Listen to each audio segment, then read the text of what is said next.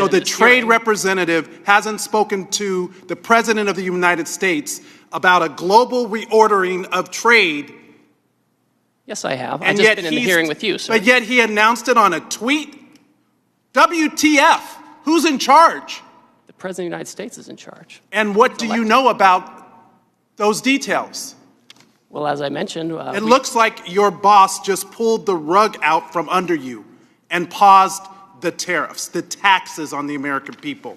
There's no strategy. You just found out 3 seconds ago, sitting here, we saw you. we've been discussing a If variety you of these came actions here for- knowing that you were going to be turned off, that these tariffs were going to be turned off, why didn't you include that in your opening statement? Why didn't you reference that as part of your testimony? Well, I don't disclose my conversations with the President, sir. These were specific questions we asked you all along. What's the strategy?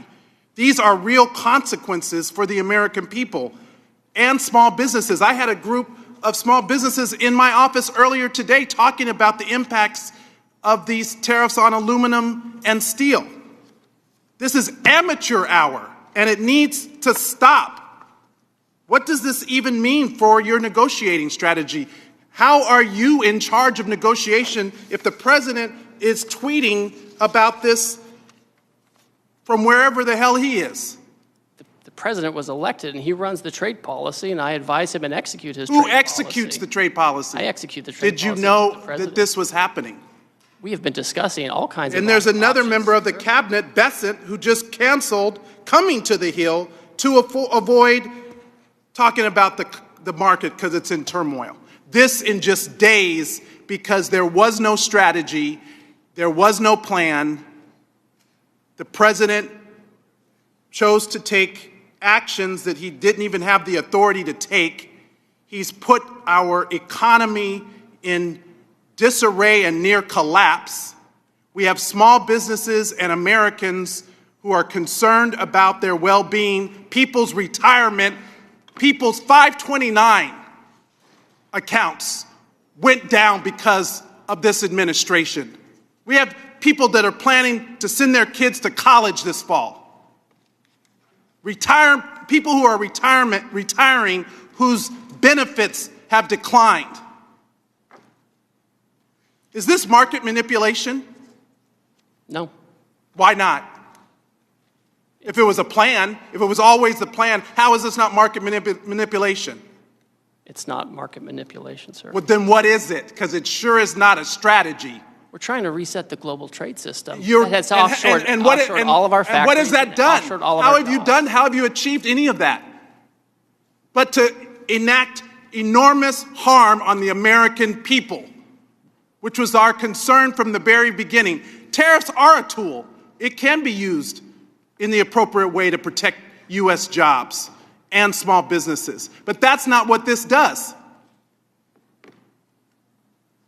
So if it's not market manipulation, what is it? Who's benefiting? What billionaire just got richer? And all the while, there are not even any Republicans left in this hearing. They all left because they don't even want to defend this. But meanwhile, the Speaker is rushing to the floor to pass a budget reconciliation to screw America by passing the biggest tax cut in history on the backs of the American people. WTF? Who's in charge? Because it sure doesn't look like it's the trade representative. You just got the rug pulled out from under you. I wish I could feel some empathy, but the empathy I have is for the American people whose very well-being and livelihoods are being affected. This is not a game. This is real life. I yield back. Let the record reflect that there's more Republicans in this chamber than there are Democrats currently in this committee room. There's 6 of us, there's 5 of you. So let's make sure we get the facts right. I appreciate the President did not blink on China, as was said earlier, and it needs to be corrected in the record. In fact, he increased China by 125%. Would you yield, Mr. Chairman? I do not. Can we have a colloquy? No. We don't want to talk about the trade policy here in the trade committee, that this is our jurisdiction. Your time has expired, and I'm more than I asked happy to if you talk would to you. yield. And I said no. Because you don't want to defend the policy or the strategy. What we just witnessed between Representative Stephen Horsford and Trade Representative Jamieson Greer isn't just a fiery exchange in a hearing room. It's a window into how fragile and reckless the current approach to economic policy has become. Think about the stakes here. We're talking about tariffs, decisions that directly affect what you pay at the store, whether small businesses can survive, and how secure your retirement or your child's college savings are. These aren't abstract policy debates. These are choices that ripple through the lives of ordinary people in real time. And yet, what Horsford exposed is a system running on improvisation, tweets, and last-minute reversals instead of thoughtful, informed strategy. Greer admitted he found out about a 90-day tariff pause while sitting in the hearing, the same way Congress and the American people found out, through public statements and social media. That should stop us in our tracks, because what it reveals is not just poor communication, but a total breakdown of governance. If the person supposedly in charge of negotiating America's trade policy doesn't even know what the president has decided, how can there possibly be a coherent plan to protect jobs, small businesses, and families? Horsford's frustration is the frustration of millions of Americans. Small businesses are crushed under higher costs for steel and aluminum. Retirees are watching the markets whiplash, eroding the savings they've built up for decades. Parents saving for their kids' education see their 529 accounts shrink, and the administration's response? Shrugging it off as part of a reset of the global trade system without ever explaining how that reset helps anyone but the ultra-wealthy or the politically connected. And that's the heart of Horsford's demand. If this isn't market manipulation, then what is it? Because when decisions of this magnitude are made in secrecy, announced through tweets, and changed by the hour, the question isn't just whether it's smart or dumb policy. The question is, who benefits? Which billionaire gets richer while small businesses close their doors? Which investors see a windfall while families can't make ends meet?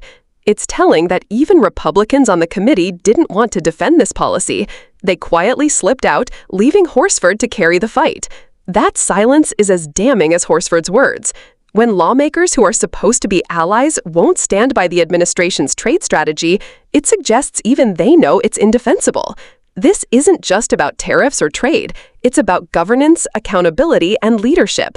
It's about whether decisions that touch every American household are being made with foresight and responsibility, or whether they're being made recklessly, leaving working families to absorb the fallout. And Horsford made the point clearly, this isn't a game. Real lives are being affected. Real people are suffering. And real leaders, if they truly cared about the people they represent, would treat that responsibility with the seriousness it demands. That's why this moment matters, and why we can't just dismiss it as another heated clip from Congress. It's a reminder that when leaders fail to plan, when they fail to communicate, and when they fail to put people before politics, the consequences aren't just political, they're deeply personal, touching the lives of millions of Americans.